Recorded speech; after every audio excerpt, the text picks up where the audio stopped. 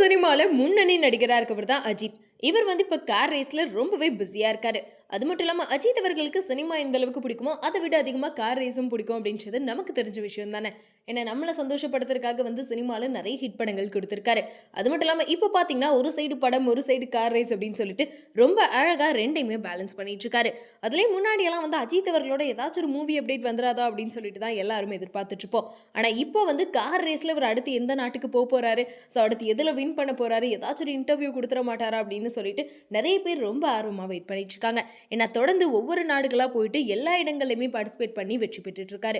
இது மூலமா இந்தியாவுக்கும் தமிழ்நாட்டுக்கும் பெருமை சேர்த்துட்டு வராரு அப்படின்னு சொல்லிட்டு இவரை நிறைய பேர் பாராட்டிட்டு இருக்காங்க. அதுல 2025ஆம் ஆண்டுக்கான ஜென்டில்மேன் டிரைவர் அப்படின்ற விருது அஜித் அவர்களுக்கு ரீசெண்டா தான் வழங்கப்பட்டுச்சு. ஸோ இவர் வாங்கின அவார்டை நம்மளே அவார்டு வாங்கின மாதிரி ரொம்ப ப்ரௌடா எல்லாருமே அதை செலிப்ரேட்டும் பண்ணிட்டு இருந்தோம். இப்படி இருக்க நேரத்தில் பார்த்தீங்கன்னா இப்போ அஜித் அவர்கள் மலேசியால தான் பார்ட்டிசிபேட் பண்ணிட்டு இருக்காரு. ஸோ இதனால நிறைய நடிகர்கள் மலேசியா போயிட்டு அஜித் அவர்களை மீட் பண்ணிட்டு இருக்காங்க. ரீசெண்டாக கூட நம்ம எஸ்டிஆர் போய் அஜித் அவர்களை பார்த்து ஃபோட்டோஸ் எல்லாமே எடுத்துட்டு இருந்தாரு. அடுத்ததான் நம்ம சிறுத்தை சிவா அஜித் அவர்களை வச்சு ஏதோ ஆட் பண்ணும் அப்படின்றக்காக அங்கே தான் இருக்காராம்.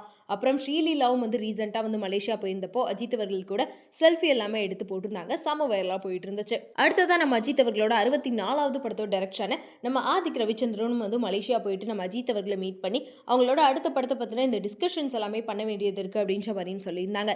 ஸோ கண்டிப்பாக சீக்கிரமாகவே அவரோட AK-64 அப்டேட் வந்துடும் அப்படின்னு சொல்லிட்டு ரசிகர்கள் செம்ம ஹாப்பியாக தாங்க இருந்தாங்க. இப்படி இருக்க நேரத்தில் எல்லாரும் மலேசியா போயிட்டு பார்த்துட்டு இருக்காங்கன்றப்போ அங்கே இன்னொரு முக்கியமான ஆளும் இருக்காரு. என்னன்னா நம்ம டைரக்டர் AL விஜய் தான். அவர் நம்ம அஜித் அவர்களோட இந்த கார் ரேஸ் பயணத்தை வச்சு ஒரு ஆவணப்படம் எடுக்க போகிறதா ரொம்ப நாளாவே நியூஸ் போயிட்டு இருந்துச்சு. அவரும் ரீசெண்டாக அதை அஃபிஷியலாகவே சொல்லியிருந்தாரு. அஜித் அவர்கள் தான் இவர் கால் பண்ணி வர சொன்னதாகவும் அங்கே இருக்கக்கூடிய அவரோட கார் ரேஸ் ஜேர்னியை ஒரு படமாக பண்ணணும் அப்படின்னு சொல்லிட்டு அஜித் அவர்கள் ஆசைப்பட்டதாகவும் சொல்லியிருந்தாரு.